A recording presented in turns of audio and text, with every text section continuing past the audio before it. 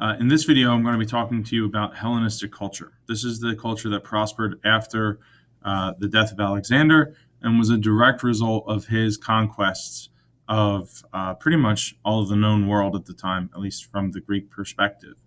So, just a quick recap. Alexander basically takes over most of mainland Greece, quickly followed by conquering Anatolia, Egypt, Mesopotamia, and then the rest of the Persian Empire. So the great big swath of land we saw when we looked at the Persian Empire, that basically all becomes Alexander's. And the blending of cultures that happen during or right after Alexander's death, from this mixing of Greek and Persian and Indian and Egyptian influences, really define what Hellenistic culture is. It's basically the most cultural diffusion you could ever possibly get. And it becomes this symbol of how diversity is important. That by incorporating all these different perspectives, right? The Egyptian perspective, the Indian perspective, the Greek perspective, really leads to advancements in everything from science, math, technology, philosophy, art. There's this huge golden age of culture that really dominate the Mediterranean world and beyond as a result of Alexander's conquest. It's one of the reasons why ancient Greek is still read. It's the reason why we have the Rosetta Stone for the Egyptian hieroglyphs, right? One of the languages was ancient Greek. Why was that? Because it was a Greek ruler who ruled Egypt after Alexander's death. So, just those are two very small things, but have a huge ripple effect on just about everything else going on in the world. Huge advances that we'll look at, culturally and scientifically as well. And all this is based around this word called koine. Koine was a language. It was a language that was used in common. It was basically the world's first diplomatic language. It was based mostly in Greek, but pretty much everybody in a territory that was dominated by Hellenistic culture spoke it. It was used to help bridge the language gaps between all these different places, right? Indian language is different than Persian and Greek, right? These are all different. So they all basically learned one kind of mix match language that eventually became known as Koine, that everybody could speak. So if you're in Egypt, you can speak Egyptian. But when you're talking with someone from Persia and you're from Greece, you spoke Koine, right? It was this common language. We talked a little bit about diplomatic languages before. Babylon used to be a diplomatic language of the ancient world. French is actually the current diplomatic language. People who go into foreign service and stuff almost always have to learn French. That's really a result of Napoleon, a hangover from that. But you have this theme that we still have today, that there's languages in common that help bridge the divides between different cultures. And really where this takes place the most is Alexandria, a city named after Alexander. Alexandria, Egypt, was really the center, the epicenter of Hellenistic culture. This is a major port city right on the Mediterranean. It's easy access to the port cities in the Middle East. It's right across the Mediterranean from the Greek civilizations. So Alexandria becomes this really dominant port city. And because of that, just like all port cities, it's extremely diverse. There's people from all parts of this empire that are all together, living together, working together, and trading both, new ideas and new materials that are going to continue to spur, these cultural advancements. A number of quick things here about Alexandria. One, it's said to be where Alexander himself is buried, although we don't really know where that tomb is. It was the home of one of the wonders in the ancient world, a great lighthouse called the Pharos, which, if you think about that this is, like 300 BC, the fact that they had a lighthouse is pretty remarkable, right? How they did that was they had a live fire going 24/7 and then mirrors that would circle around it that would then, reflect the light out onto the sea. Just the fact that you can have a fire burning like that inside continuously is a marvel of ancient engineering. Um, Alexandria also was home to the first museum, right? A temple dedicated to the muses. If you ever wonder where museum comes from, the muses, right? The people or the demigod like figures who were responsible for art and science and inspiration and those kinds of things. So a temple dedicated to those uh, goddesses basically meant that there was a place where science and art could thrive. Think Franklin Institute. Think Philadelphia Museum of Art. Think the Motor Museum if you've ever been there downtown. Right, these are temples really dedicated to arts and science, and also part of this. The Library of Alexandria also had 500,000 scrolls, including masterpieces like the Old Testament of the Bible, Epic of Gilgamesh, and many things beyond. The reason why we don't know much more about that is because it burned down, and papyrus burns unlike clay. So we lost all of those ancient world manuscripts with the fire at the Library of Alexandria. But you can see that just in this one city, it's kind of this microcosm of this larger idea of cultural diffusion benefiting everybody. Um, so I'm going to move through pretty quickly the like specifics here. You're not going to necessarily need to know all the little details. Really, what I want you to understand is just how much of an impact this cultural diffusion had, and this new culture that was dominated by cultural diffusion had on the development of the Mediterranean world. So a number of things. They knew in the ancient world during Hellenistic time periods a number of things. One, that the Earth and other planets revolve around the sun and not the other way around. Right? They actually went backwards, and that has to do with Ptolemy, which we'll get to in a second. But really, Aristarchus knew that the sun must be bigger because if the Earth is going around the sun must be at least 300 times of the Earth. Technically, that's right. Really, it was 1.3 million. So definitely a lot bigger.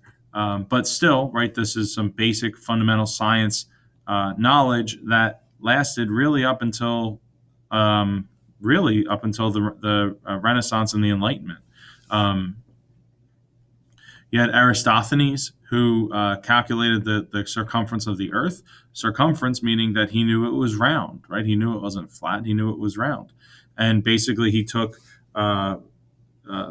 basically like a meter stick, put it at the summer solstice, measured the shadow in Alexandria, went down upstream of the Nile, farther south, did the same thing the next year, measured the angles, saw that the angles were different, which means that there's a curve of the Earth, which then he did calculations to get pretty close to the actual circumference of the Earth. Again, considering that this is a few hundred years BCE. Another major guy moving things forward was Ptolemy. He disagreed with Aristarchus and put the Earth at the center, and then this became the dominant perspective because this is the perspective that both made sense to Aristotle. Again, because it does kind of look like the moon and the sun go around the Earth and not the other way around. And it was also what seemed to be true in the Bible, right? That it seemed like God created the Earth and then all the heavens, and that the heavens moved around the Earth. This is the story of creation in the Bible. That gets reaffirmed by Ptolemy's ideas here. And they knew this is the Ptolemaic solar system. They could see with the naked eye all the way out to Saturn. We still can. The two planets beyond that, Uranus and Neptune, you need a telescope to see. But you can actually go out late at night. They make these awesome. I think the one I have is called Night Sky apps that you can just move your phone around, pointing it upwards, and it'll tell you what you're looking at. So if you're interested in that kind of stuff, it's pretty cool. Advances in math and physics. They used Euclid's geometry. Again, new form of math that gets created out of this cultural exchange of all these different places, including Archimedes, who gave us basically every simple machine. He gave us the pulley. He gave us the lever. He worked on those simple machines. And as he said, give me a place to stand and I'll move the earth. He actually famously lifted one of the largest boats out of the Mediterranean just himself using a combination of pulleys and a lever, which then allowed him to really, actually lift this boat up out of the water by himself to prove that his inventions worked. So that phrase, "Give me a place to stand and I'll move the earth," he actually kind of meant that literally. Um, you also have the Pythagorean theorem, which you guys will be using almost all the time next year in geometry or whenever you take geometry. So that was also dominated or created during this exchange. So the ideas here, right, is that as more and more people come together, right, from all these different backgrounds, they learn a couple of things, right? They learn that all of their different religions, while having a lot of commonalities, right? Most of them were polytheistic. The Persians were not. Um, Most of them, had these gods that acted poorly, right? Think about all the bad things that Zeus has done, and some of the gods in ancient Egypt. They couldn't look to the gods as moral examples. So they actually turned to philosophy. And there's a huge resurgence of philosophical thought about what's the best way to live during the Hellenistic time period. Famous schools of philosophy like Stoicism get created during this time period. And all of this is the result of this cultural diffusion, right? That as more and more people interact with each other, they learn new things, they get new ideas, they try out new technologies, and ultimately it just keeps these advancements going and going and going. So really, the important stuff here is all of these advancements, right? That just crop up out of this cultural exchange, right? It's one of the reasons why we value cultural exchange and diversity today. Um, and you have a number of these, refocusing on science, right? If we can't look at religion, well, what is it that we can all understand and all agree on? So there's pushes to understand more universal truths, right? That you have studies of both geometry. Galen was the founder of anatomy. So understanding, how does the human body work? These are things that become, kind of baked into Hellenistic culture, which again continues to fuel all of the technological advances. And all of that is, again, the result of the fact that people are living together with people that they wouldn't have normally lived together, and are trying to learn from each other and understand their world better. So that gets into both Stoicism and Epicureanism.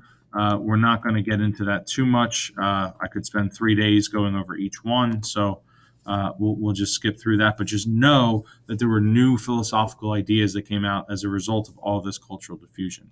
Same thing with this refocus on art. So one of the things that we didn't get a chance to talk about in class was that during the classic period of ancient Greece, so that's right after the Peloponnesian War, art was dominated by what we would call idealism.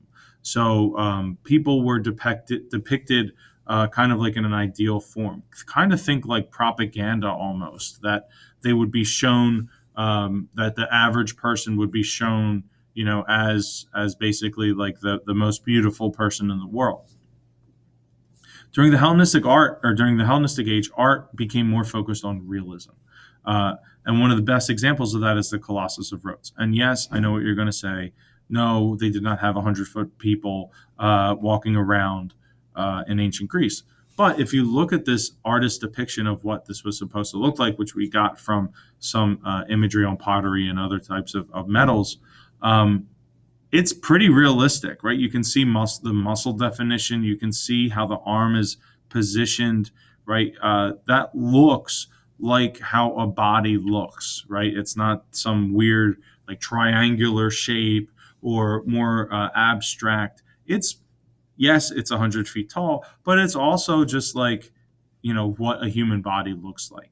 And one of the reasons for that is that, again, they're looking for those commonalities, right? What can we learn about the world? So whether that's using science to help understand, what's going on in the universe, right? The different ideas of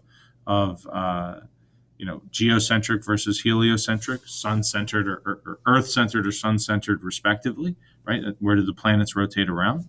Or philosophical ideas, right? New ideas there. But really this idea that we should try to understand what are the underlying commonalities between all of these things. So if you go back to Galen and understanding human anatomy, it makes sense then that art during this time period would reflect that knowledge of how bodies look and how bodies work, right? You can see the muscle definition and all of these things in this statue that really highlight the fact that they knew how bodies moved, worked, and ultimately decayed. Um, so you see this focus on realistic depictions of things during the Hellenistic age because that was what drove the culture, right? That understanding science, understanding truth became a dominant thing because you got all these different ideas, all these different perspectives, and there's this sense of, well, we're all looking at things from different viewpoints, right? We're all trying to make sense of the world, and we're all just looking at it differently. So, what are the commonalities that we can have, and then how can we grow from that? So, at the end of the day, I've said this a number of times already. The Hellenistic age was one of intense cultural exchange, and that cultural diffusion basically spread Greek for the most part. Um, Ideas, language, culture throughout the world, and really is one of the reasons why we still have a preference, or not a preference, but there's still like a classics department of people who study ancient Greek and Latin, worlds, right? Um, it's one of the reasons why Latin borrowed a lot of stuff from Greece, right? It was because of this Hellenistic expansion in the Mediterranean world. So, um, this is really the hallmark example of cultural diffusion, right? Of all these different ideas blending and then creating. That blending actually creates a whole new culture of its own that is based on advancements in technology and science and all these things. Again, because of a direct result, because of the cultural exchange. So that's it for the Greek notes. Please make sure that if you have any questions, that you reach out. I'm not sure how much time we'll have in class to go over this stuff, but you can always email me and I'll get back to you in a timely manner. So any questions, reach out, and I will see you guys next time.